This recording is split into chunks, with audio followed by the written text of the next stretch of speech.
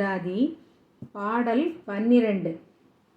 கண்ணியது உன் புகழ் கற்பது உன் நாமம் கசிந்து பத்தி பண்ணியது உன் இரு பாதாம்புயத்தில் பகல் இரவா நண்ணியது உன்னை நயந்தோர் அவையத்து நான் முன் செய்த புண்ணியம் ஏது என் அம்மே புவி ஏழையும் பூத்தவளே. இதன் பொருள் என்னன்னாக்க, ஏழுலகையும் பெற்றவளே, என் அபிராமி அன்னையே, நான் எப்போதும் நினைப்பது உன்னுடைய புகழ்தான், கற்பது உன்னுடைய நாமம்தான்.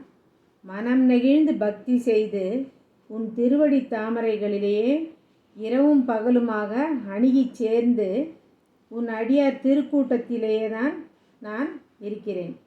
இத்தகைய உயர்ந்த நிலையை நான் பெறுவதற்கு நான் என்ன தவம் செய்தேன் தாயே. இதற்கு நூற்பலன் என்ன சொல்லப்பட்டிருக்குன்னா, நெஞ்சம் தியானத்தில் நிலைபெறு அடைய அப்படின்னு. தியானம்னா ஒரு விஷயத்தை பற்றி இடைவிடாமல் நினைத்து கொண்டே இருப்பது.